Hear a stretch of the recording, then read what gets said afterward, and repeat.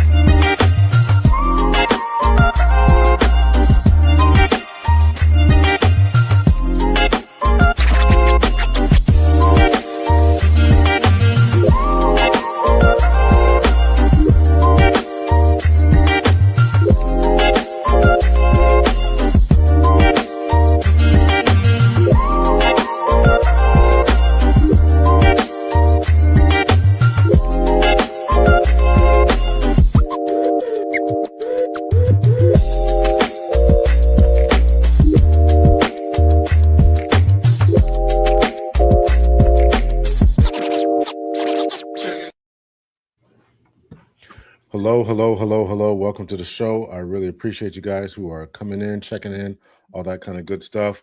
I have a couple of great ladies here who I'm anxious to talk to once again. One for the first time, and another one for the first time. One for the first time, one for a repeat time. And I certainly appreciate them both coming back on and so soon.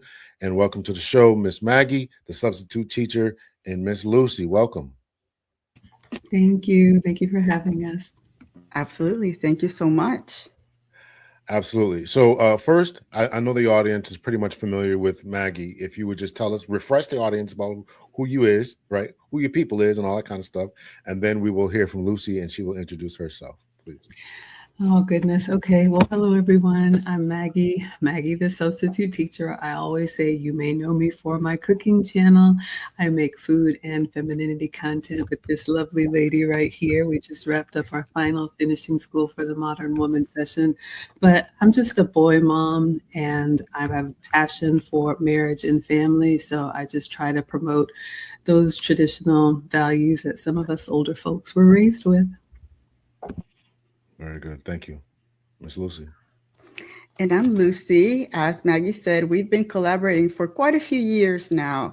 I have a channel, small channel. Generally, the information that is shared, it's probably dated because I haven't posted for a while, but it's teaching Spanish. And sometimes I talk about societal things happening, especially on the feminine women's side. But yeah, the main thing is that Maggie and I have been collaborating, working with young ladies to start valuing and understanding their feminine nature, how beautiful it is to be feminine. Very good. Very good. Now, one thing I did not know is how you two met. Anyone want to take that, how you guys met and how you guys got started? Oh, goodness. This is a story that I love telling and will always stick with me forever. So Lucy and I met in the Kevin Samuels space. We also have a connection to the lead attorney. She was actually a moderator, still is a moderator for the late, great Kevin Samuels. And I started my cooking content, which moved into like etiquette and some things. And I was getting questions in the chat. People were asking, do you have a book? Do you do classes? Do you have a course? And I, in my head and out loud, I just said, well, maybe one day I'll add it to the list. And Lucy just happened to be listening. And Lucy, I'll let you pick it up from there, what you did. So yeah, Maggie started saying, yeah, it would be a good idea to create curriculum. And I said, well, I'm a teacher. I understand about curriculum, and let me know when you want to discuss. 5 minutes after I said that, she was texting me, and we were setting up a time and a date of when we would start looking at topic ideas and how we would work out the curriculum for the school. And here we are. Very good. Very good. So, I mean, how did you guys hook up as far as you just decided, hey, one day we're going to do this curriculum about the internet, the interwebs? We both have a passion for young ladies. And so when I reached out to Lucy, because she has a background as a teacher and writing curriculum, I had some ideas that I had started and shelved. Lucy had some ideas that she had started and thought, does anybody really want to hear this? We got together a few summers ago, and every week we would meet privately and kind of have our own like thinking session, putting our ideas together and coming up with, if we had daughters, which neither of us do, but if we had daughters, what would we want to pass on to our daughters? And that is how the Finishing School for the Modern Woman was born. We have taught 6 sessions to dozens of ladies. We're going to have a big celebration in Atlanta next month. And that's how it all began. Very good. Very good. So how has the reception been? Is it growing? You did 6 sessions. People still reaching out. How's that going? Funny you asked that, because now that Lucy and I are enjoying the second half of life, we have actually retired the program. We are going to take a long hiatus. We've taught it twice a year for the last 3 years. And the reception has been great, for women who believe in personal development and want to be the best version of themselves. And so our little drop in the bucket is going to become a ripple. But yeah, our men want more of our time. And since they're the priority, that's what we're going to be doing. What would you add, Lucy? Yes, and the reception has been great from the ladies that have been wanting to attend this school. Again, this is voluntary. Nobody's making them attend the schools. They or their significant others have said, hey, honey, maybe you should take this, attend this school and see, how things go. And so far, it's been an amazing group of women that started not knowing what they were expecting from the school. And then at the end, they're just looking forward to maybe teaching the learnings to the following generations. Well, that's what I was hoping to hear. Is somebody's going to pick up this mantle and carry it on. So that's what I'm really, really hoping that continues. Yeah, I'd certainly love to hear from some people who are going through the program, and what their thoughts are and how they continue it, because we can't let good things like this fade away. So I want to say thank you so much for this, AJC, for the $10 for the entrance fee. Appreciate that. He's coming on the show in a couple of weeks. And everyone else, there's a bunch of people in here, make sure you hit the like button. A lot of people have said hello. Please make sure that you hit the like button. That is the most important on all of our channels. I see a lot of people who are connected through Maggie's platform. I need to connect through my platform as well. And those who are on my platform, make sure you go over to Maggie's and Lucy's platforms and hit the like button, hit the subscribe button on all of our platforms to make them go and grow. What has been the major theme? I'll ask this first of Lucy, and then Maggie, you can jump in. What has been the major theme that you have seen with ladies who have come through your program? What are some of the greatest things that they have struggled with? I think understanding their femininity, understanding that they don't need to behave as men. And it's because we've been working with men and working in these corporations that require us to be a little more assertive. The women have said, yeah, I don't need to be that assertive to be able to state my point. I don't need to be combative in the corporate board table. I can be feminine and my voice is going to be heard. Yeah, I would absolutely agree. And like Lucy said, one red thread that I hear consistently from our students is they've always had this sense that they wanted more of that femininity, or they felt a little bit different, but pop culture or whatever is happening in society, you can just get kind of caught up in this is the way that women behave, and they don't feel like it is a good reflection of them, but they either didn't have an outlet, didn't know how to ask, didn't really know what that thing was. Some of them have said, I saw you and Lucy, and that's what I want. I couldn't describe it, but that's what I want. So we bring them under our wing and we teach them honestly, just, some things that were basic home training when we were coming up, but just how to conduct yourself as a lady. And it's just watching them flourish and grow has been so fulfilling. Appreciate that. How is the racial mixture and the age mixture? How's that? How's that?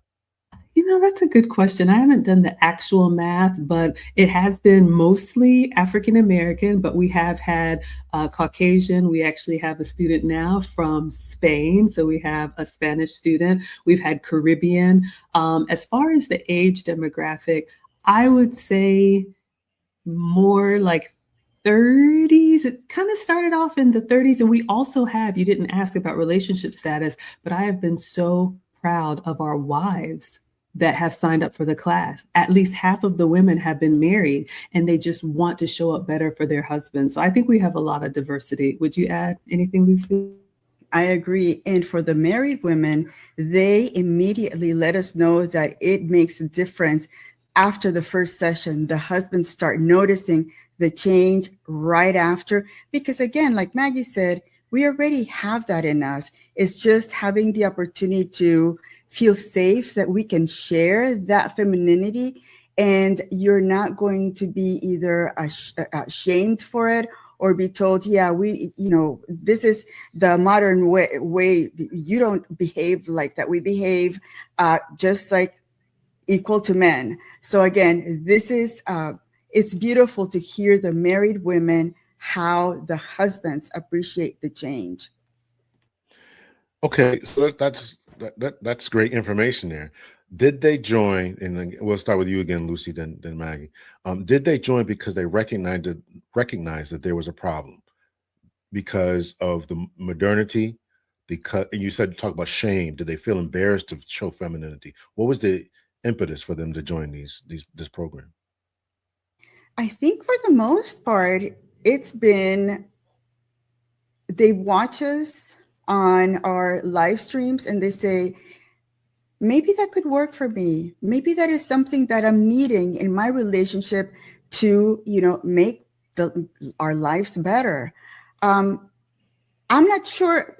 I don't know, Maggie, maybe you can add, because you do have individual sessions with them.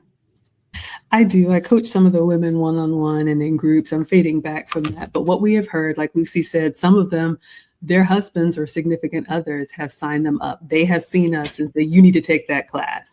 And we actually are very proud of the ladies that respond to that, because how many women get feedback from their men and it don't take all that. I don't want to, I don't want any parts of that. But the humility required to say, you know what, I'm a little bit rough around the edges. I can do better. So we love when they respond to their men that way. Usually the impetus is they're either not comfortable in their own skin. Something either has happened and they're like, man, I could have handled that better. Not to toot my horn in any way, but sometimes they see me or Lucy in an uncomfortable situation and how we conduct ourselves and how we maintain ourselves. And then also, I'll speak, like I say, as your favorite extrovert. I have a lot of personality, but I've learned how to contain it when time calls for that. So just being able to move in different kinds of spaces, because, as a wife, you are the first lady of your husband. You need to represent him well in every environment. So it's a variety of things. You say so many things in there, and I just got to jump on it there. So, as the favorite extrovert, when you find yourself containing yourself, some would see that as being stifling or not being yourself. Have you experienced that, or people talked about that, or? I've experienced all of it and I do not care. Like I Okay. said, everything isn't for everybody. And what we teach the ladies is everything is not appropriate everywhere. I mean, even in the class today, we gave them an example from a clip where how many times, if we're being honest with ourselves, have we done something, had an outburst, had a bad reaction, and you can say, well, that's just my personality or that's just how I talk. How's that working out for you? If you want a different outcome, you have to do things differently. But we try to show them that this is not about shape shifting into somebody different. You are to be who you are, but you just have to know what's appropriate. What would you add, Lucy? I agree. They all have their own individualities, And these sessions are just to enhance the beauty that they have as individuals and use it for their families, for their environment.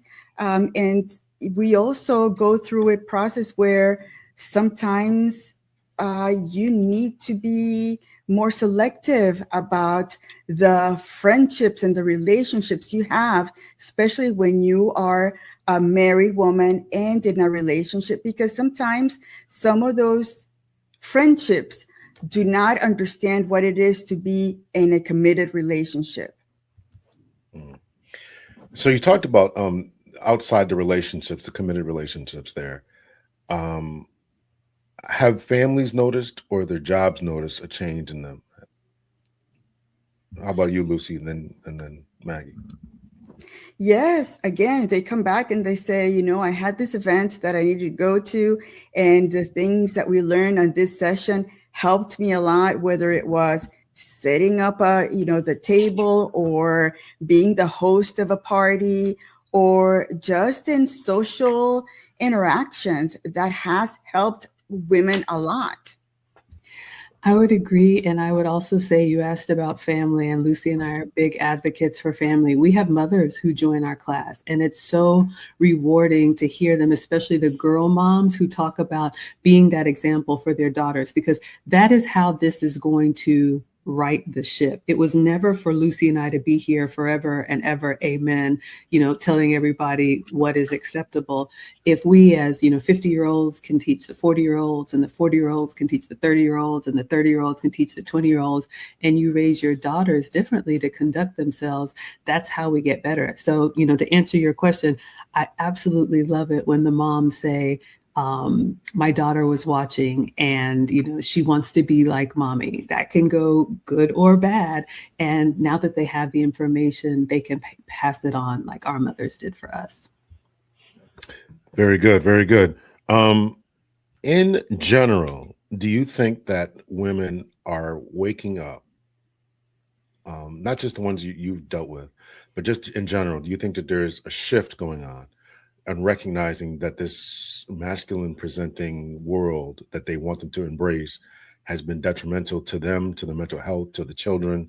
Do you think that there's a lot of that going on? We'll start with you, Maggie. Yes, I do. However, there's acknowledging that there's a problem, and then there's also accepting, okay, what can I do about it, or what should I do about it? I don't think anybody would say, oh, I don't see what's wrong here. We're at each other. Women are competing as men. They're carrying themselves in ways that are unbecoming. It's just a mess. I mean, turn on the social media and you hear what's happening. So yes, women are aware, but it takes a certain level of self-awareness, which is one of the things that we teach, not just moving through the world like, because I'm me, but really looking at your life, looking at the results that you have received from your actions and saying, okay, am I humble enough to get the feedback and do better? So yes, I do think they're acknowledging it. Are all of them acting on that knowledge? No. What would you add, Lucy? I agree. I think that they're starting to notice that there is a difference between what are their grandmothers and their moms, how they used to look at relationships and at the social environment than the modern world. The ones that will be successful at this is the ones that say, yeah, I need to work on myself and need to take action. And there are those that are going to learn, sadly, when they are at my age, almost 60, saying, what have I gotten out of life by being on my own and by being so contentious and by being so combative that now I'm in my 60s and I have no one next to me to spend the rest of my life together. Yeah, that's really powerful, and I wanted to. We'll continue with that frame of thinking there.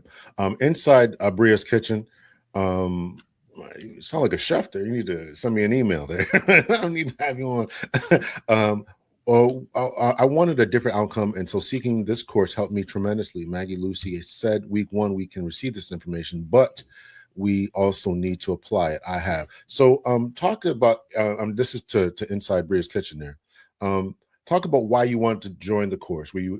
If there was any issues that were going on there, obviously type what you can, but what would make you decide to sign up for the course? I'm just curious about that. Did you recognize that there were some issues that you were having in your life?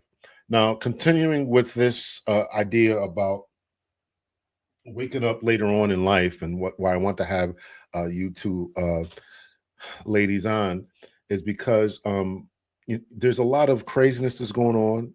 There's a lot of bad information, a lot of talk about everything you've already mentioned as far as embrace masculine and tendencies, traits, compete like a man, etc. So I wanted to play a couple of videos. The first one is something that Lucy said, and then Maggie says after. It's from your channel.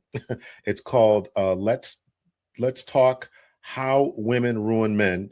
And there was a question in here about birth control and how that dysregulates ladies' the perceptions and what they seek for in men. So Lucy's shaking her head. She might remember that. So I'm going to pick it up. In this particular segment, Maggie has already spoken. It's now Lucy's turn, and then Maggie's going to speak again. It's like about 3 minutes, so we're just going to kind of play it. I want you guys to listen to it. And then after that, immediately, we're going to play a lady who's going to exemplify exactly everything we're talking about and how she didn't do the right things in her 20s. So y'all just sit back, and we'll just kind of play this for a little bit here.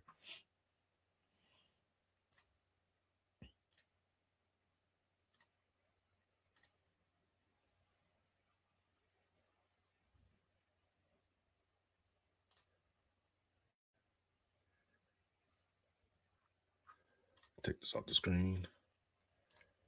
What would you say, Lucy?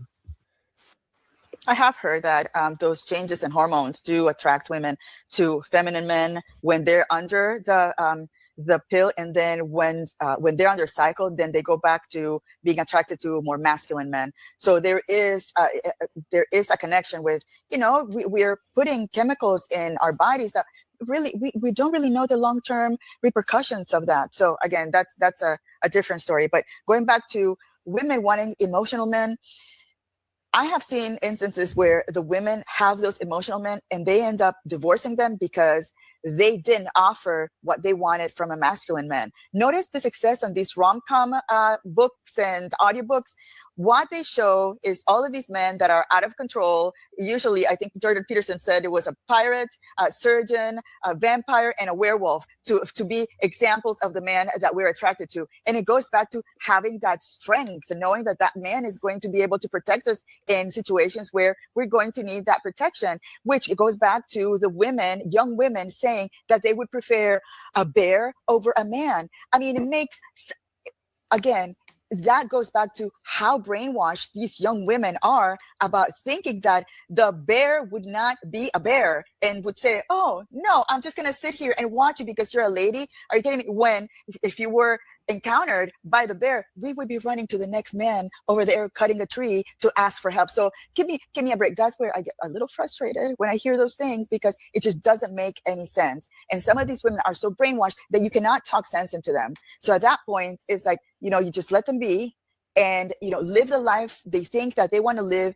to then when they're 40 and 50, go back and say, yeah, I should have done things a little differently because here I am now in my 50s. I don't want to go to work every day. I don't even have any retirement money. I don't have anybody in, once I'm in my deathbed that's going to be looking over me. So again, it's one of those things that it's frustrating to a point that us married women, we don't even want to talk about it because again, we got our husbands, we got our little society life together. And then, why spend your energy trying to have young women understand that life is going to hit them hard once they realize that all those lies that they were sold from feminism, they were lies for a reason.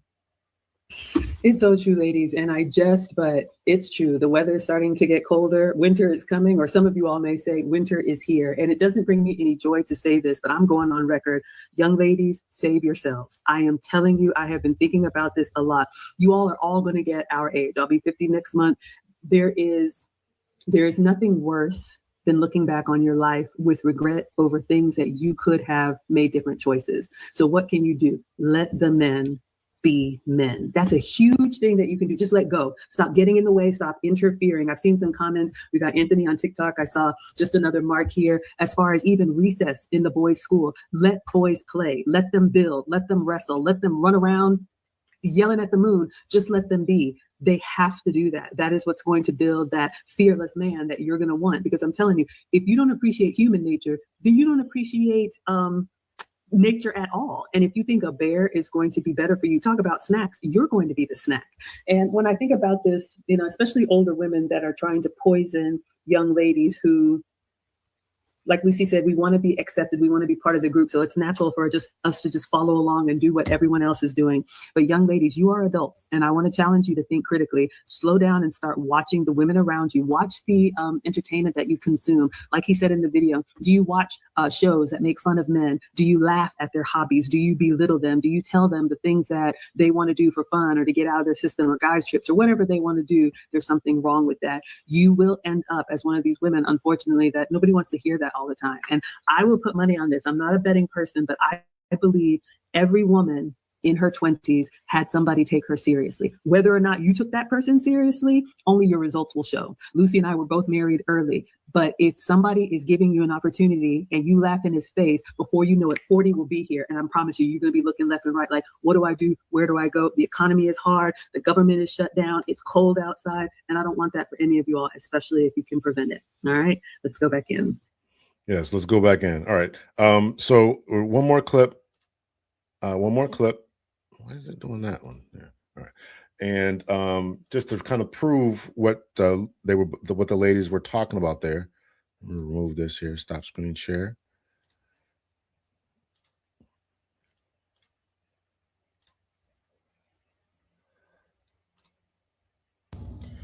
It's really hard to admit some days, but I don't have enough saved for retirement. And that brings up so much shame and so much regret in me. I have a 401k. It's just not enough. I don't have a pension and I damn sure don't trust the government to have Social Security there for me when I retire. I knew what to do. I just didn't do it, couldn't do it. Life was fucking happening. And so I didn't save like I should have. But every day I give myself grace. Every day I choose to say, I can figure this out. It's not too late. I can do something after work to have a different reality. And that's what I choose to do today. So this lady's stream is called Corporate to Content. I almost didn't say this out loud. This is her corporate to content, right? I'm 54, no pension. And when I really looked at my retirement numbers, it scared me. From the outside, everything can look fine. You can go to work. You can handle your responsibilities. You can pay bills. You can show up for everyone else. But quietly, a lot of women in our 40s and 50s are asking themselves the same question. Is this going to be enough? Maybe you saved less than you hoped. Maybe life happened. Maybe survival was priority for a long time. There can be a lot of shame around money in retirement, but shame doesn't build a future. Honesty does. So this is me being honest. I'm learning, I'm building, I'm creating my new streams of income after work, not perfectly, not overnight, just one step at a time. If this resonates with you, just know this, you are not the only one starting from here. And it goes on. And you know, this is pretty interesting here, you know, the people who are a big up and her and all that kind of stuff. So I'd like to get your thoughts about that. Everything you said first, Lucy, and then talk about, you know, everything you said in your stream, and then link it to this particular young lady that we played there. Wow. So anything you have on social media will stay in social media. So yes, there have been studies that the pill and those chemicals will upset your natural course. They're going to do a job on your brain, on your body. Your body will react so much differently when you have those chemicals in you. You're going to take a look at men a different way, whether you are under the contraceptives or you're not. You're going to be making different choices. And then when you're using those chemicals, you're probably going to say, yeah, I'm okay by myself. I am okay being the boss woman going into, you know, a corporation, making money and doing all this stuff for myself. But then you're not thinking that when you're 50 and 60, your body as a woman is going to slow down. You're not going to have that boss-minded impetus to go and conquer the world, because as women, that's how our bodies work. We slow down the older we get. So if you are not in an age where you have a loving person that wants to be with you and wants to marry you, you can reach that age with a little more either financial support, emotional support. And those are things that, unfortunately, that's not told to the young women while they're conquering the world. Mm. And what do you think about the second lady that I played on there? It was kind of played out in real life there, huh? Exactly. And it's heartbreaking, because I bet you that if she went back in time, she would have said, I had 2 or 3 potential men that she could have had also men that asked her to marry her. And she said no to them because she wanted to do her life on her own, and then put that emphasis on a relationship later. And this is the status she's in now. If she had a significant other, you would put your 401ks together and you would have a more stable financial life for the third age of, you know, of living. What are your thoughts there, Maggie? Wow, that was a lot. And like Lucy said, we always tell the ladies the internet lives forever. So just it's interesting to react to ourselves. But you know, we were telling the truth. You know, we were doing weekly live streams to promote the course. So I just want to be clear on the question. I know it was a 2-part. The second part was on the woman in the car. What was the first part of the question? Just listen, I didn't write it down, so I got to kind of wing this myself here. So I think the question that I was asking was, what are your thoughts about what Lucy was saying concerning ladies who played around in their 20s and 30s, and now they get to this place in their 40s and 50s, and who have regretted their decisions, because that's what she said in the video there. Yeah, I agree. I mean, there's not much to add there. I mean, Lucy and I are trying to live by example, and my man, I call him Mr. President, you know, he says Father Time is undefeated. You know, we do not have, nor should we have the tolerance to go back and forth with anybody who is bent on, you know, being that, as Kevin Samuels used to call it, special snowflake. As we say in the South, keep on living. Like, I don't know what to tell you. When I turn on social media, what do we hear? We hear about these single events where women are outnumbering men 100-1, right? Women go on dates now and they're crying and complaining because the men have had it being used for their resources now. They're wanting to go 50-50, or, you know, other things are happening. Women are complaining that they have flat tires on the side of the road. Nobody stops to help them. You see me carrying something, so the world is changing. Men are responding to what we've been giving them. So if it hasn't happened to you yet in your world, keep it up. It's going to happen. So following that with the woman that was in the car, that is, you know, I get no pleasure of saying, but that is going to be the future, unfortunately, for a lot of Gen X women who were kind of hard-headed. And her own words, if you heard her, she said, I knew what to do. I just didn't do it. There was someone in the chat that said, well, I know couples who are in their 50s and not prepared for retirement. Of course, as we say, not all, not all, not all. But 2 points I want to make to that. A lot of times women forget the value that a man brings just by being a man. So many times women look at men as if he can't retire me instantly, he's useless. You are fooling yourself. Men bring so much structure and so much discipline. If she had had that same career or whatever, her man would have checked that spending.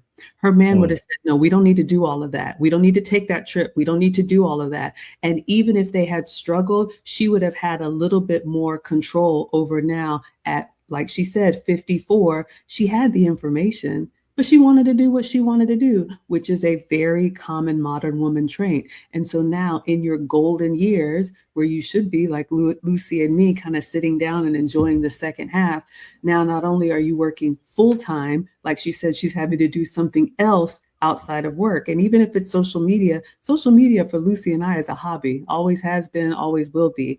If you have to make that into another job, then you're burning the candle at both ends while your body is breaking down. We weren't meant to do this alone. And the last thing I'll say is this: even the women who couldn't get it together and work with a man, look at how they're coupling up with each other, with AI bots, having compounds, trying to live together. And you realize that you against the world is not the way that it was supposed to be. So you're going to figure out something. We're just advocating that the women who want marriage and family take advantage of your prime years. Very good. Very well said. Is there anything you want to add to that, Lucy? And it's also about young women making the choice to say, you know, I want to be married. I want to be in a long-standing relationship. Unfortunately, what we see in the movies, on TV, everywhere else, you know, Sex and the City, all of these women, you know, acting like men, not having any kind of relationships. And that's what they're being fed, you know, I want to say subconsciously, but it's hard because I see it in my sisters and their kids, how they try to raise them conservatively, but then they go out there and then it's school and the TV, there's the movies, entertainment, everything else tells them otherwise. And when they come home, it's a clash of values. So it's really hard, especially for us, because we came from, you know, from Central America, from South America, and we girls, we grew up with that conservative mind, and we all got married when we were very young, and you know, and we understand the value of having a relationship. We have mom and dad at home. My mom was a stay-at-home mom. Even with all these trials and tribulations that we went through, moving from country to country, still my mom was the person that was at home waiting for us, and my dad was working and my mom was keeping us all together. You don't see that anymore. It's so easy to get divorced here. You know, just because you're the man snores a different way at night, you want to get a divorce. So again, you know, you can have no reason to get a divorce and you get it, unfortunately. Some people would advocate for the end of no-fault divorce. I saw you kind of shaking your head there, Maggie. What were your thoughts about divorce? Yeah, my man opened my eyes to that. And, you know, as someone who has been through divorce, unfortunately, you know, I had to learn the second type around. It was very humbling for me because I don't think it is something that should be celebrated and have a party and, you know, graduating and all that foolishness. But I never thought about this. Now being a boy mom, I am very aware of you can have a young man that has worked and bled and sacrificed and taken a woman with good intentions, and she can literally wake up one day and say, you know what, I'm not happy anymore. And for no reason at all, you haven't done anything to her. She can leave and take half of your fortune that you're not going to be able to replace that. Yeah, it's terrifying for me. I was talking to Mr. President about it, and he actually said, and I do agree with this. If you decide to divorce and it's just one of those, it didn't work out, whatever that means, I think you leave with what you came with. Mm. I think that's how it should be. Women, we don't have the leverage. First of all, we never have when it comes to marriage, because men are the ones who propose. They have an offer of marriage for you. They are the ones that are saying, this is the life that I've created. Would you be a part of my life? So unless you're the one buying the ring, if you want that outcome, you give that man what he wants. If I want to get on that plane, I'm taking my shoes off and going through the security thing. I'm not arguing with the TSA agent that they should change the rules just because I'm me. So not only did we never have the leverage, if you want marriage, if you want to do your own thing, none of this applies anyway. But now, especially because modern women have tainted it, and he told me until the good ones start speaking up, everybody can get it. So we have to call wrong wrong. When we see a woman gallivanting about saying that it's all about self-love and you destroyed your family, we need to be able to say, no, that's not right, and not celebrate some woman who allows herself to, have an illegitimate child and then just get child support to provide for a lifestyle that you didn't earn. We have to start saying that's wrong. And until then, it's going to be bad for a while. I always say it's going to get worse before it gets better. Very good. That was very good. So inside Brianna's kitchen says, I joined because in my 20s, I was that modern woman who thought being feminine and chasing my masters and never letting a man help. I wasn't the kindest. The music reality shows really influenced me. And that goes into what Lucy was talking about, these modern influences when you come from a conservative family. I am thankfully married because I found Kevin Samuels in my late 20s. Okay, wow. Then I found Maggie through her cooking show and began to enjoy her femininity content and quickly wanted to better myself. Wow. Okay, that's an awesome story there. We have some super chats here. I think you got a couple on your end if you want to read those. I think, Maggie, you got a couple on your end. Let's see if I can tell how they are. Condemn me as one of my day ones. He says 100 women to one man. Is that what's happening in those dating events? It's way more than what the Bible teaches. Yeah, I mean, here's the thing. I don't keep up on these details, but I did hear about some type of church event. At that, it was a church event where they were trying to put people together, and the women, I think there was like 1,000, 2 rooms of 500. So I think it was like 1,000 women. And this, unfortunately, is not an isolated event. Women are complaining now that they feel invisible. The attention that they used to get, now you're just one of several. So that's why we implore young women, go ahead, partner up with a man that you can work with and get out of this dating market. You're not supposed to be here forever and ever. And then Mrs. Crotichetti with the $50 super sticker. So generous. Thank you so much. We're very, very grateful. King Jeru 78, I believe that's became a member of my channel. I believe. I can't tell, but and $5 from AJC, my new femininity standard. If she doesn't call me Mr. President, she's not the one. Well, as long as you and Lucy's man aren't in the same, I'm sorry, Maggie's man aren't in the same room, there probably won't be a problem, right? Can we ask Lucy, do you have a special name for your hubby there? Can we ask, or is that off limits? Now, my husband, Mr. Jeff, or Mr. Lucy, I don't know. Okay. All right. Okay. Let's see here. Somebody asked a question about charm school. And you had an answer to that. Yeah, I did. Glorious, I believe, had asked if she could enroll in the finishing school if she wasn't interested in dating or relationships. And I did say we were retiring the course. So a couple of things. We have the course. We've taught it 6 times. All of the teachings are online in our library. So if anybody is interested, we will absolutely make it available on demand. We like teaching the class live because we get to interact with the ladies. But like I said, Lucy and I are taking a step back and enjoying our golden years.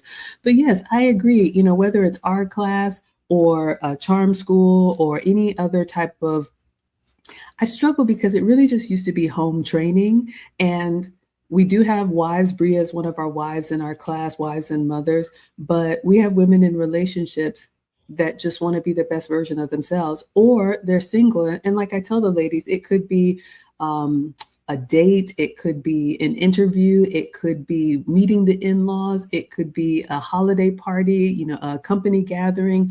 Having those soft skills is going to benefit you, whatever your goal is. So it's really about personal development. But yeah, you could absolutely work on those skills, even if relationship is not your goal. You and I talked about this, I think, a little bit on the show, but I want to give you another chance to kind of go through that, and I'd like to hear Lucy's point about this as well, Maggie.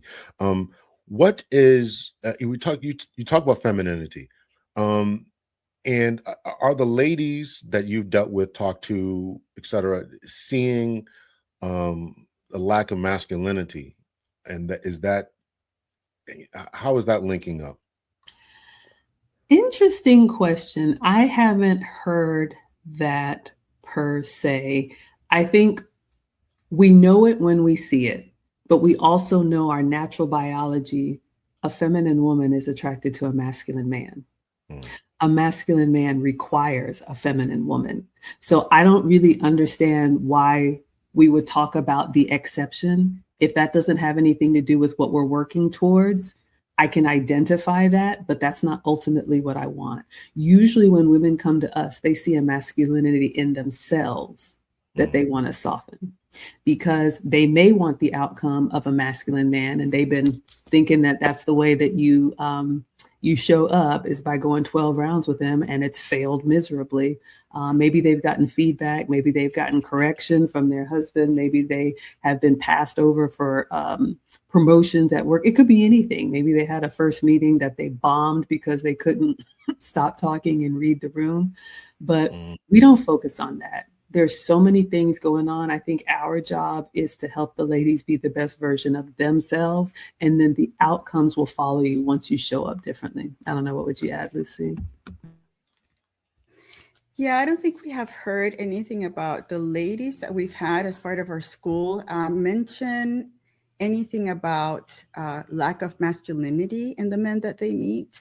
However, I think that in the real world, I do see society has pushed men to take a step back on being that assertive, take charge, because in some business environments, if a man puts his foot down and he says what he says, the women are going to accuse him of different things because he's not being as gentle with them. It's not what he said, it's how he said it. So again, we get to the point where men are no longer being as strong and assertive, because they know that the consequences, if they do that with the wrong woman, could hurt them in the end. You mentioned, Maggie, some bombing interviews. Has their masculinity bled over? I did ask you this question before about how it's showing up in jobs, but it's bled over to they gotten passed over for promotions and things along those lines? Yes, I think, first of all, who you are, where you go is always, what do they say? Where you go, everywhere you go, there you are, right? So you're not going to be able to turn this thing on and off. And especially, we talked to the ladies today. If you work in a masculine space, it could be corporate America, maybe you're a boy mom like me, you have to be aware that those environments are going to have an effect on you. And the problem is, a lot of times women don't realize it. And I tell them, if you do nothing, before you know it, you're louder than you want to be, you're harsher than you want to be, you're harder than you want to be. And one of two things happen. Sometimes you get feedback, or you get a reaction from somebody, or you get passed over, or you get told that, you're not qualified or you're not ready. And then unfortunately for some women, if they didn't take the gentle reminder, they get overlooked completely. And this is where you hear women saying, well, where are they at? Well, I don't see these kind of men. And, where that type of talk, like, because I don't see it, it must not exist. No, it exists, but those men see something in you that disqualifies you. So men are very strategic about who they spend their time with. They're not just going to waste time on somebody that's going to require a lot of work. They'll just bypass you and find somebody who can get in on the program. So then you're looking around like, where is everybody? Not knowing that the problem was you all along. Very good. Very good. I appreciate the chat. Make sure you guys hit the like button. There's a lot of people in here, so if you want to draw my attention to a particular comment, my chat works as well. My super chats work as well. Let's see. So I wanted to play another video, talk about the bare minimum and what's going on these days. You mentioned the 1,000-person event. I doubt that veracity of that number, but we'll just go with it. And I did see that as well. I'm sure a lot of us saw that. 1,000 ladies supposedly showed up, and then there were no men or a small amount, if that. Let's talk about the high expectations. And let's start with Lucy here. From the time that you got married and to the time now, what you're hearing and seeing, what are your thoughts about this ridiculous well, let me not taint the question here. What are your thoughts about the expectations that ladies are having concerning what they're desiring? It's never been an issue I've never had that. The only expectation that I've had from a relationship standpoint is that the man has a good character. That's it. Now we see women with scrolls, a list of things that they want in a man. When, if you ask them if they could make a list about themselves, they would say that they're perfect. They offer everything to the man. So again, it's just, I think it's a lot of brainwashing. I think it's a lot of social media where they see all of these things, impossible things, but they think that they can get it. I mean, we women get, unfortunately, we get influenced very easily. And the younger a young lady starts going into social media and hearing stories made up stories, because some of those stories are not even truths, they start creating that fantasy about the man, the perfect man that they want, that it's not going to happen.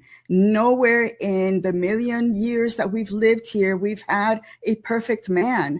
We have to be able to accept that, the environment that you have, that's where you're going to find the man that you want. And we all have flaws and have that capacity to give grace to the man, to say, you know what?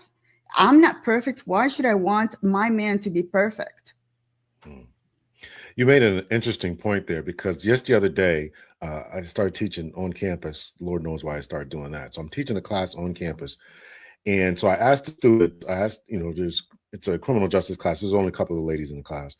And one of them, I asked, just we're playing around. Well, not playing around, but I'm like, okay, well, tell me what you want in a man, in a husband. And I started writing on the board. And first she was all nervous. Oh, I can't do this. He's got to be nice and kind. And the more she thought about it, the list got longer and longer and longer and longer. After a while, I'm like, okay, we got to stop. You got to be kind. You got to be this. He's got to know how to treat me. He's got to know how to cook. He's got to know. I'm like, oh, okay. So it just kept getting longer and longer. And before I hear from you, Maggie, I want to play this clip here and tie it in, because it's going to talk about just the bare minimum. And that is a term I just can't stand, the bare minimum. So here we go. We'll play this here. Your feet done, or to put gas in your car, or to get you some lunch. They put it in the same bucket as being used. Do you really think a woman these days can't get her nails and her feet done, or put freaking gas in her car, or buy herself a Chick-fil-A #1 meal? Like, and realistically speaking, why would a woman want to date a man that don't have no damn money and can't do nothing for her? And that's the same with men. Why would a man want to date a broke woman that always got her hand out begging? But let's be real. Nails and feet, food, gas, to me, that's the bare minimum. You ask a man to get your nails and your feet done, or to put gas in your car, or to get you some lunch. So a man who is entering into a relationship with this particular young lady needs to be able to, the bare minimum is to pay for her upkeep and maintenance. I'm sorry I'm giving you a headache there. What are your thoughts there, Maggie? Oh, that was painful. Okay, so many thoughts. First of all, we need to realize the upkeep that is required for you to just be an adult and show up presentable. That is your responsibility. I don't even understand this, where women are asking for money and buy my clothes and my hair and my nails. That's not what men are for. Now, here's the thing. When it comes to dating, and I think we've lost the plot here, I have always said the purpose of dating is to determine if this is a suitable match for marriage or long term. You find somebody, like Kevin Samuels used to say, that you're crazy doesn't make him crazy, and vice versa. You get out of the dating market and then build a life together. Men are very intentional about taking care of their woman. They want to spoil their woman. They want to give to their wife. They want to send her to the spa and do those things. You haven't earned it yet, and you shouldn't be asking for it. I think the problem is, and neither Lucy or I have experience in this modern dating market. We've been out of it for decades, but it's become so, I'm trying to get one off on you, or you're trying to get one off on me. We're like trying to see who can use the other person the most. And some women think they're winning, but I always say they may win the battle, but they're going to lose the war. And ultimately, this hurts all of us, but specifically that woman, because in all this chasing the trips and the trinkets, you have no relationship skills. And so when you have aged out of that type of, men may spend some money, which is part of their disposable income. They budget what they're going to spend on the fun girls. They may do that and then move on to somebody serious. That's all you know how to do. And it's useless when you meet the real one. Lucy, what are your thoughts? You know, and that goes back to treating relationship as transactional.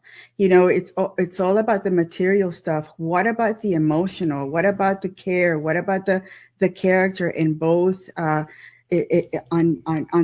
both people? The fact that there is this young lady even posting it on social media, it's just, that is something that it's so embarrassing. How do you say that with a straight face, like it really is a thing?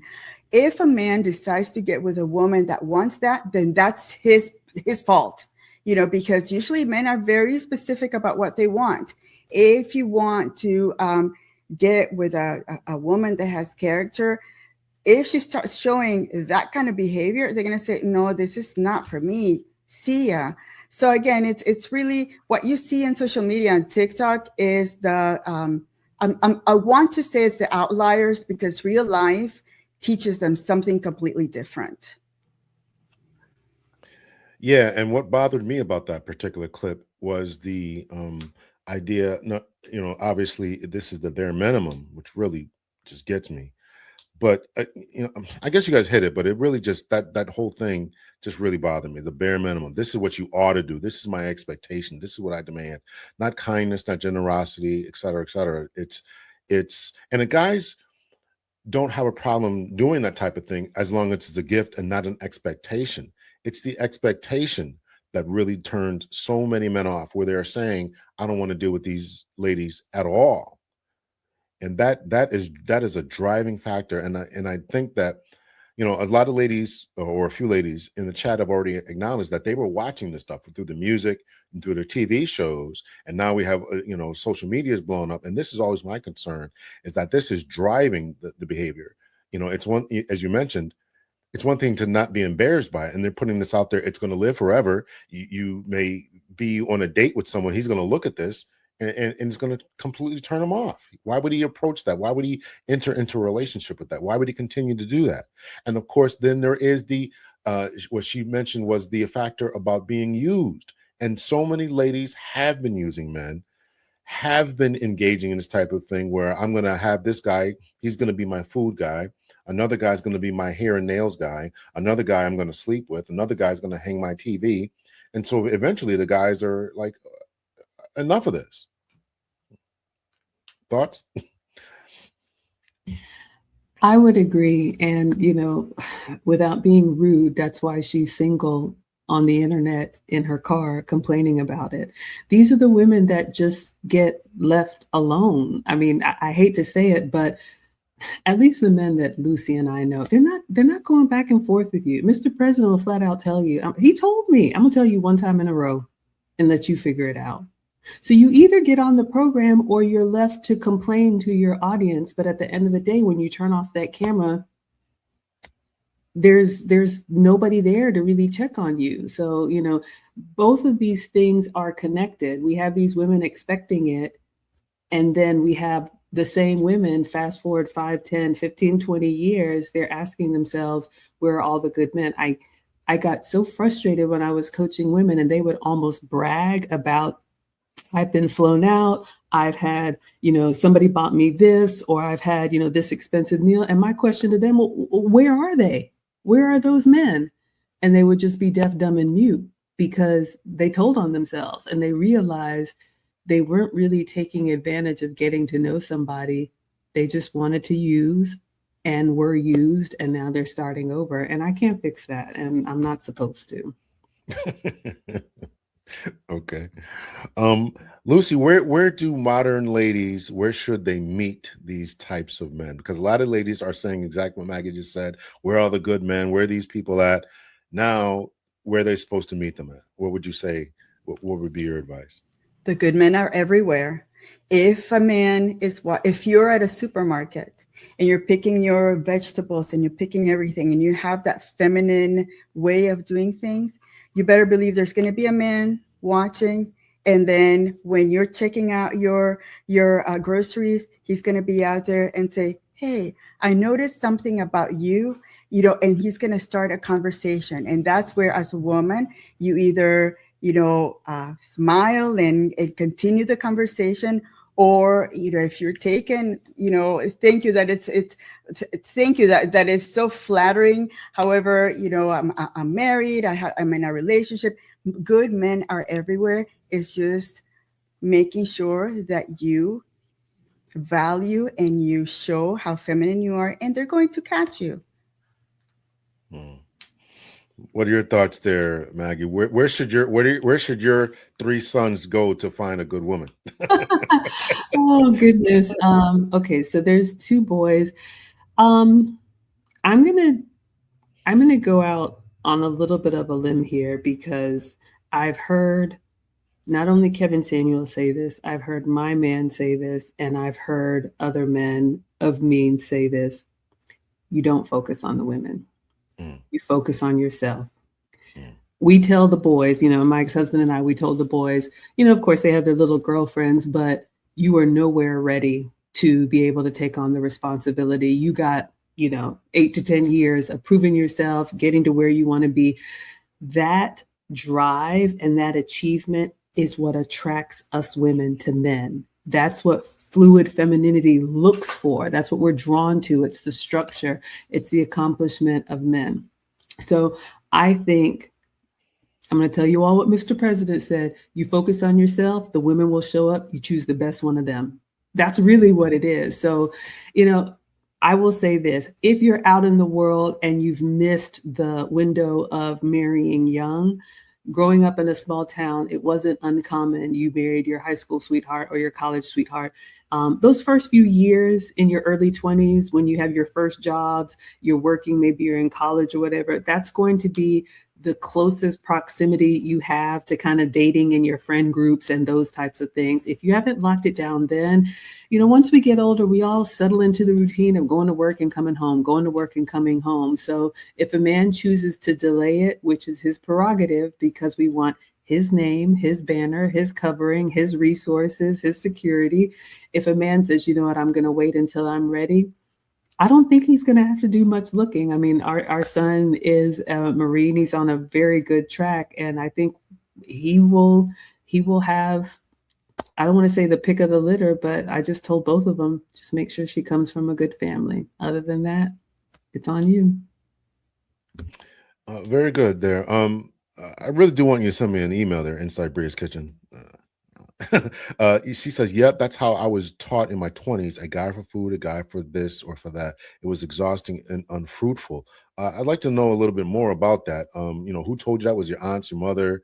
And you said it was unfruitful. So, just a little bit more information about that. Let's see. I'm trying to get through some of these comments here. I appreciate you guys. There's a lot of people in here. Make sure that you hit the like button. What's up, Big Discussions? Appreciate you coming through. I saw my man Lamar in here. Super sticker for $9.99. Appreciate that. Let me see. I did write down some questions. So we're in this gender war. Why do you think that more mature ladies are not speaking up and trying to help this situation? I see both of your expressions there. We'll start with you there, Lucy. What are your thoughts about that? Because it's, mob rules. If you say something that goes against what's in the modern world, you are going to be attacked. You're going to be called all the names, and you're going to be, if you have important things, a channel, they're going to want to cancel you. They're going to, it has gotten to a point that I have seen some instances where the women's businesses or where they work, they get calls to cancel to fire the woman. So again, this is a very delicate environment that we live in, and unfortunately for the younger generations, the older women that understand it, that see it, we're just going to keep it to ourselves because we don't want that kind of repercussions when we know already our lives are set, and and we don't want that disruption for just telling it like it is, unfortunately. Your thoughts, Maggie? Yeah, I agree. I think Miles in the chat said older women are competing with young women. I think it depends on the older woman. You asked why older women aren't, reaching back to help. And I see three things here. One, like Lucy said, if a woman has gotten to this point in life and she has built a life with her husband, raised her children, or whatever that life looked like for her, and she's now at a place where she can enjoy her golden years, she is not entitled to, nor should she stop what she's doing to go help someone who can't get out of their own way. It is a labor of love, but make no mistake, it is a labor. And every time Lucy and I teach a class or host an event or do something, we're taking away time from our men who want time with us. So I don't think that a woman is obligated. I think, yes, we do owe the community to be that example, but to take time and reach back and help, you help who you can. And then I think it's more important to live by example. That's one. The second one is, if women get to this age and they haven't accomplished relationship success, they don't really have the skills to teach somebody who's asking them questions because they haven't done it. A lot of the women that I pour into, they decided to get married young or have relationships young. They didn't have mothers or sisters or aunties. Everybody in their community was telling them, go get that degree, go do, other things, don't listen to that man. And they're just trying to figure it out. Those are the ones that I move heaven and earth for. A lot of older women, unfortunately, aren't equipped. They didn't use their years to gain wisdom and experience. They were just doing whatever they were doing. So they're quiet because they literally don't have the tools to help you.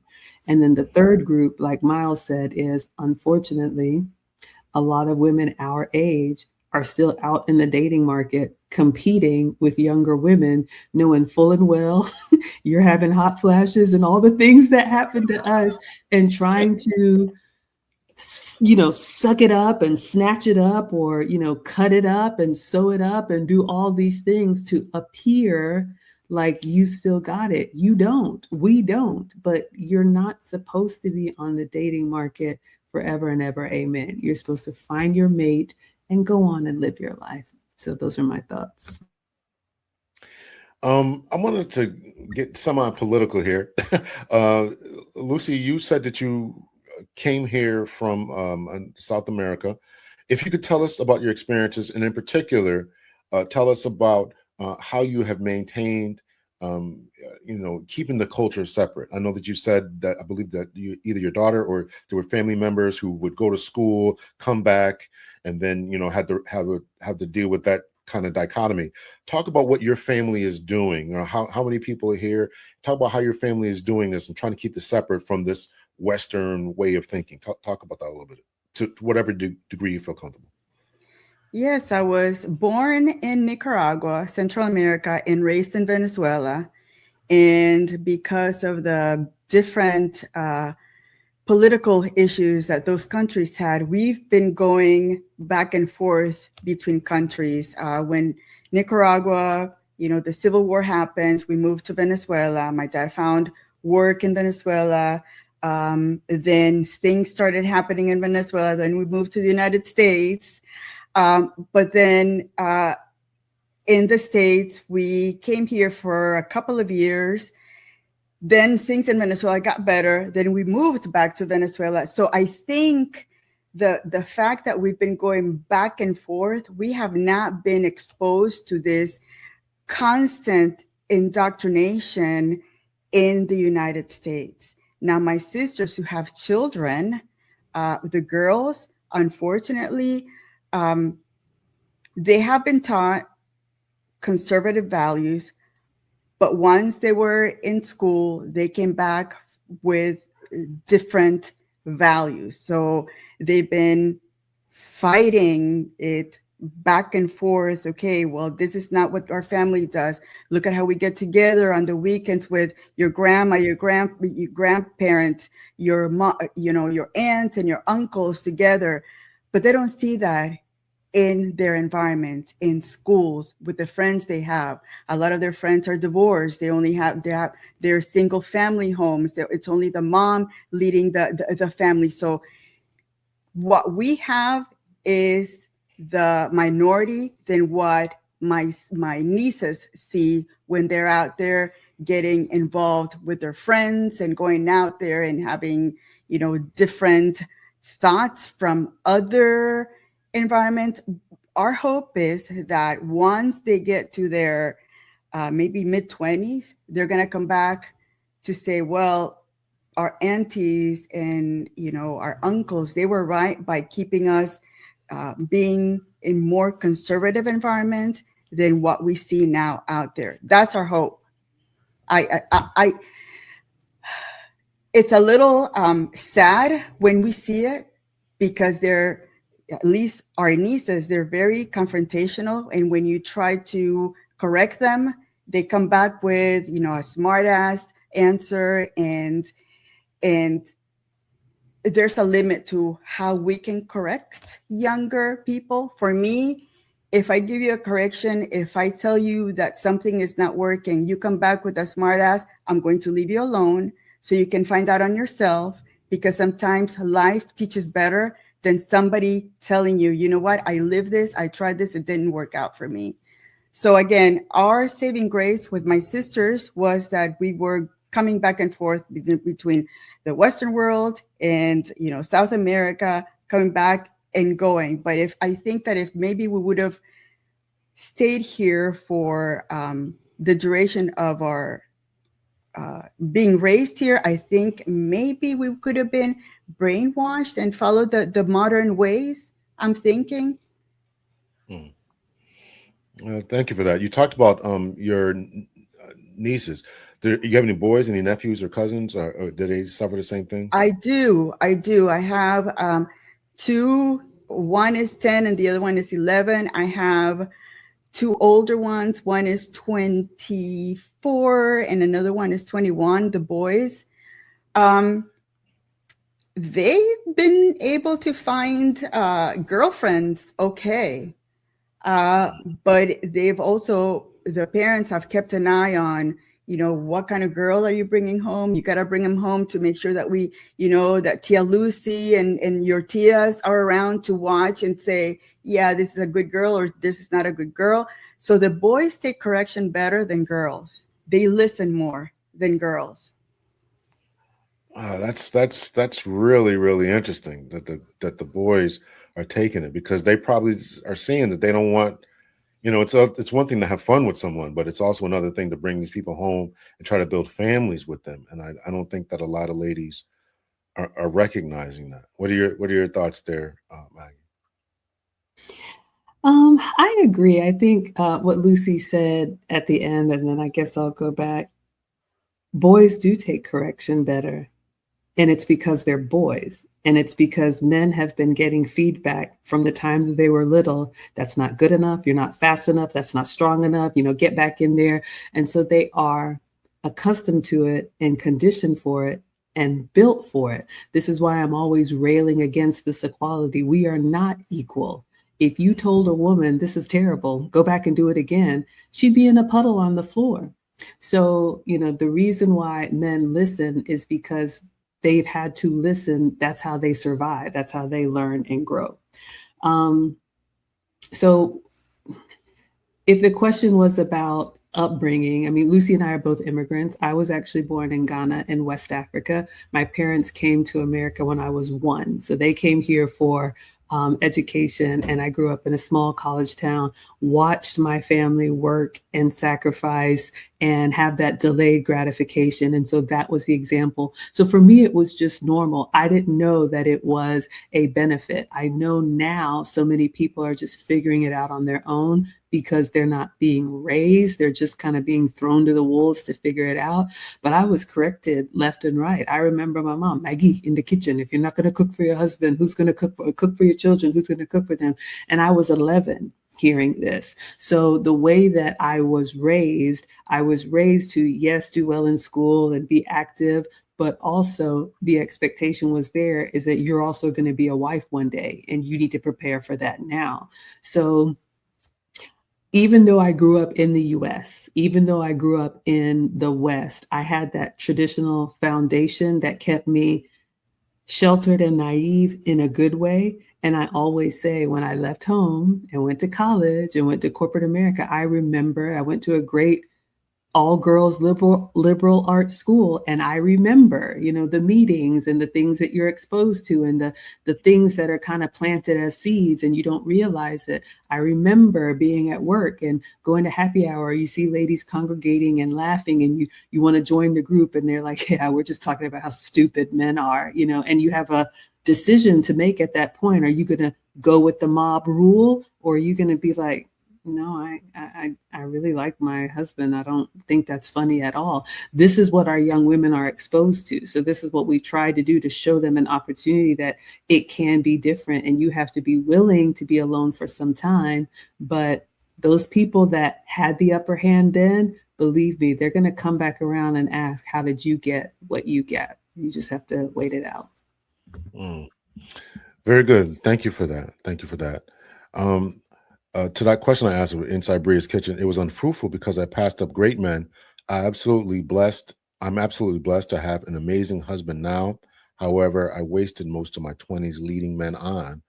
I wasn't ruthless, just ignorantly living. Well, thanks for that. We're gonna wrap up soon here, so make sure you guys all hit the like button here. I sent these ladies some questions. I don't think I asked a single one here, but we had a great conversation. I wanted to ask you about your thoughts about dating in the future. I know that you two have done your job, and you're going to do what's necessary as far as making sure your relationships stand strong. I do hope that you pass on your knowledge to someone else who can really pick up the mantle.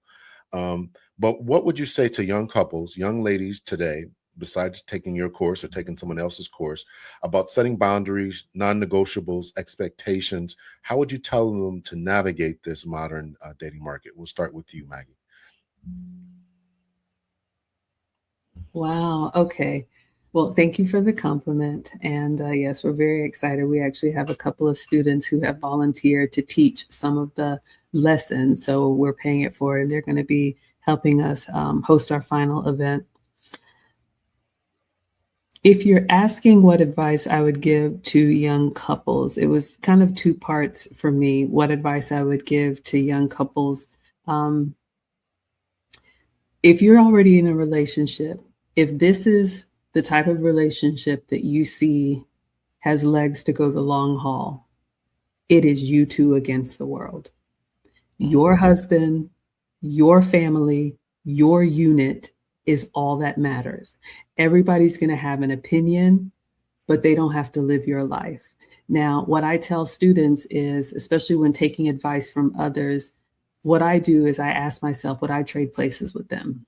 So be careful if you have, let's just say, a mother who had men coming in and out, and she's trying to tell you what to do in your marriage, and she's never had one. Consider the source. You can be respectful and listen, but be wary about taking advice from women who you would not want their life. Be very careful about that. I tell our students, because I don't feel like I have a place to talk to men, but I tell the ladies, if you have a man that you admire and respect, he sets the path, he sets the leadership, you are a support system to him. It may seem contrary to, you think you're all big and bad when you're 20. I know, we were all there. When you get our age, you're going to be so grateful that someone's going to be willing to take that load and do the long days and, retire you early or let you work less strenuously. As far as the dating aspect, if you're not in a relationship yet, what I tell young women especially, you should only date men that you see are husband material. Bria said it right here. She's one of our great students. And, she luckily woke up before it was too late. Beautiful young lady, military wife and a growing family. But you only have a small window to get this right. So when you waste time doing whatever with whoever, that ship is going to sail, and then you're going to wake up and you're not going to always have an opportunity for a great life with the man that you admire and respect. So if he is somebody that you think you can work with, stop the foolishness, get serious. You're not too young. You don't have time to waste. All these things that people are telling you. Find out what that man needs from his woman, from his wife, and be that consistently. Mr. President tells me a farmer is looking for a farmer's wife. A trucker is looking for a trucker's wife.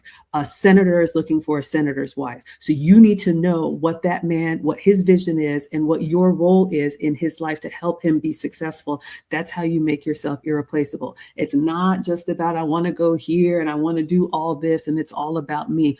All of that will come, but he has to know that you're there for the right reasons, and then you're off to the races. So that's what I tell women. But a lot of times they get distracted with the shiny new toys and all of this, and they think, ooh, I got this purse. Ooh, I got these shoes. Well, hopefully that keeps you warm at night, because when a man is ready, he's ready right now.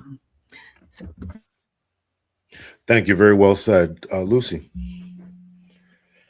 Very well said, Maggie. I don't know if I can follow with anything else than what you said.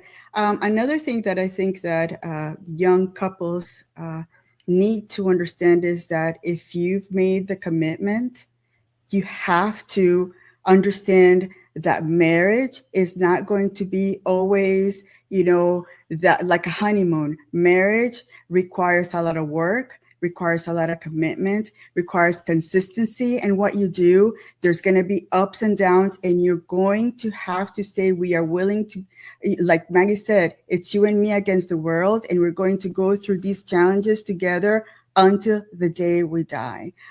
If you're starting to date, make sure that that you vet whoever, if you're a lady, a girl, a young woman, vet your significant other or possible significant other with your family members, especially with men, uncles, grandparents. They can tell you immediately whether that person is of good character or not. That's phenomenal. That's phenomenal information there. There's so much more I could ask you. I know that you guys have a time limit here. I want to say thank you to you all for your time, and I'd certainly love to have you back on. Somebody said bring this tag team back here. I don't know where the comment was, but I'd just definitely like to have you back on. Here it is. AJC with the $2 here.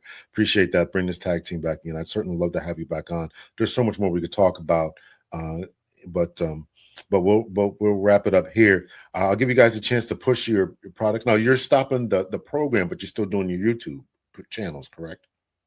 Well, we were streaming together to promote the finishing school. So we're on hiatus right now, but Lucy and I are still around. We're still here. We're just living our golden girl lives.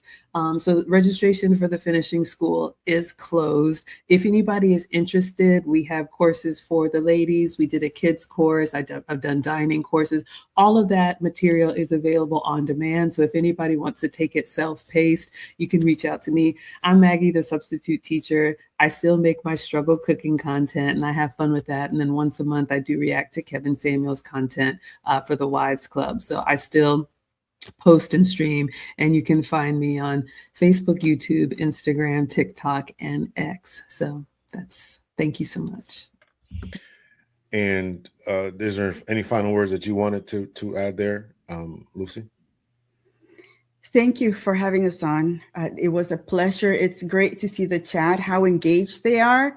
I love to see how other people see their perspective and their stories. It's amazing. It's beautiful to see that there are people wanting to get back to those values that create a good society, because right now it's really interesting what we're going through. But I think that we can get back to those values, hopefully, and but it's going to take some work. Yes. If I may just say, I'm so sorry to interrupt you, but I just wanted to thank you, Dr. L. The reason you asked us on is Lucy and I actually reacted to one of your videos when we were streaming. So you sent me the link. We have so much content, I've forgotten it, but now we're repaying the favor because we reacted to you. Now you have us on. So I just wanted to say thank you for letting us use your content way back when. Oh, absolutely. I was flattered that you did it. And I'm usually get notifications somebody did it, and I never got one. So I'm like, oh, okay, well, it was great. And you guys did a fair and fantastic job, I think. Much better than I could ever do. I want to clarify this before we call it for tonight. This says, I agree that your 20s is for exploring and figuring out who you are and what you ultimately want. Would you say exploring or I mean, I could see you shaking your head there, back. I don't know if you want to clarify that. I don't know who Nightcall is agreeing with. I didn't say that. So you're not agreeing with me. I'm just going to say this.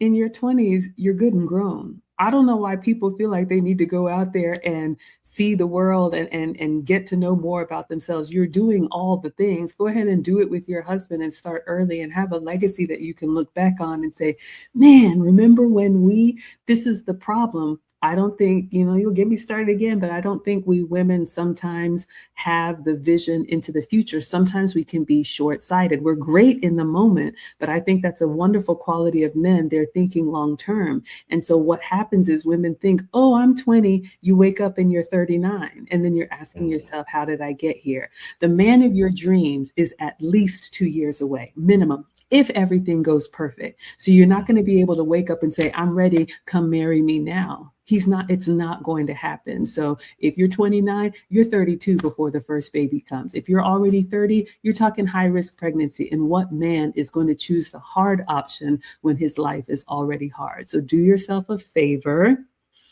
and go ahead. If you want marriage and family, go ahead and lock it down when you're young. That's what I say. There was a clip of Kevin Samuels telling this lady the same thing. Did you want to say anything, Maggie? I'm going to try to find that clip.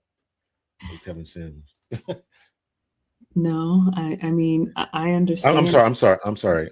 I meant that for Lucy. Did you want to say anything? I'm sorry. I don't know. Maybe it depends. Maybe that was a young man saying that the 20s are first, because it changes. Exploring for men and women is different.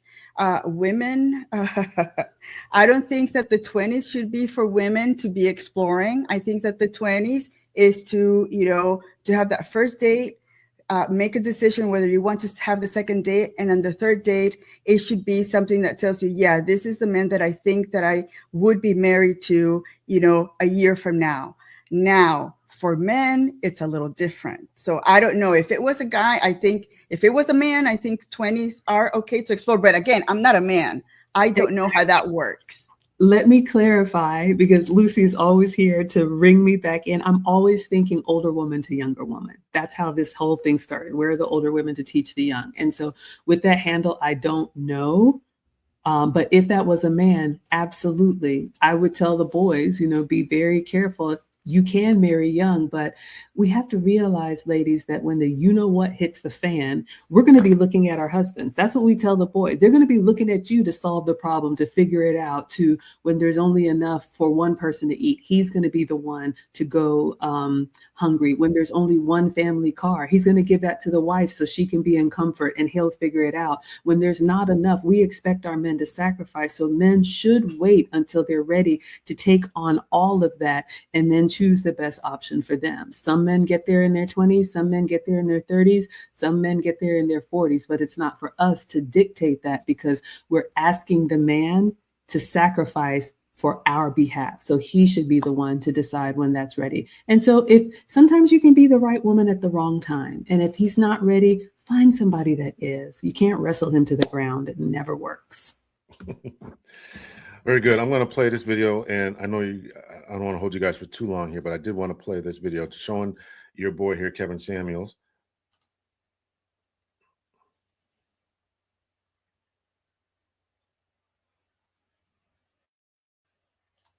About your mental state, you are a liability. And okay, in terms of, Man, you had a baby. You had a baby by a man that you didn't know, and you're a medical professional. yeah. That's So- enough right there. The man asked you to terminate because he did not want to be a father. He did not come to you to say, hey, I'm looking to have another kid. You guys were having casual sex. And we said, I don't want this. You said, I'm going to have the baby. Why? Well, I was 36. And as you know, Promises I can keep. Why single women choose pregnancy and motherhood over marriage. Because this was her last chance to have a baby and was more about her than a kid. My critics and detractors may not like my methods, but it stands the test of time. You made a selfish choice. I don't care about your education or your resources. I care. All right, I know you guys got to go, but I got to play this last one. This one is about. Is there anything you want to say? I mean, you can certainly jump in if you like, but I did want to play one more. Anything you ladies want to say? No. Okay. Let me see here. Stop screen, and this is just about communication. Y'all learn how to communicate, and who was wrong in this as we leave off here. Share screen.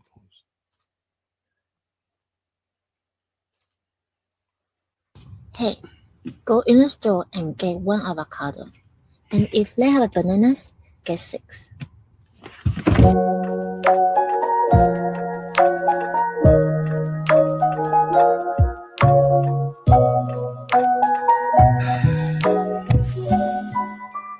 Six avocados? They had bananas.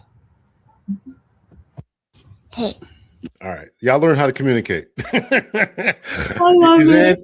Anything you want? Yeah. No, I mean, that Anything you was wanna great say? humor. I mean, men are, straight line thinkers. We know that, there's a whole other topic, communicating.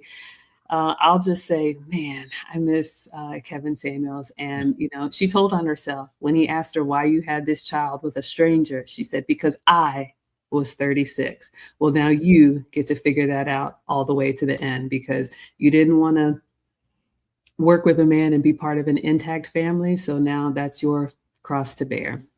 Did you want to add anything, Lucy? God, we lost such a good, wise man too soon, because even though they were going at him from left and right, if he was still alive at this point, it would be something completely different.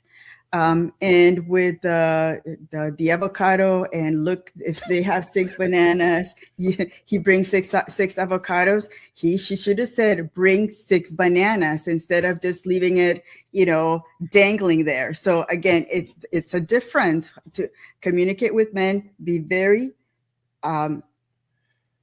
very short and to the point, and tell them exactly what you want. Otherwise, this is what happens. You get 6 avocados instead of 6 bananas.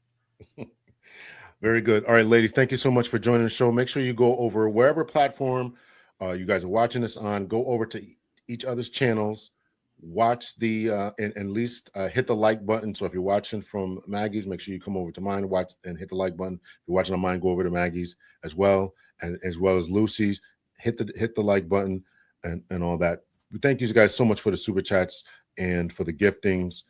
I really, really appreciate it. I know that the ladies appreciate it as well. So thank you guys so much. And I kept these ladies about 3 minutes over their time. Thank you guys so much for joining. Appreciate you guys. We'll talk to you again. See you guys. Much love and peace. Take care. Bye.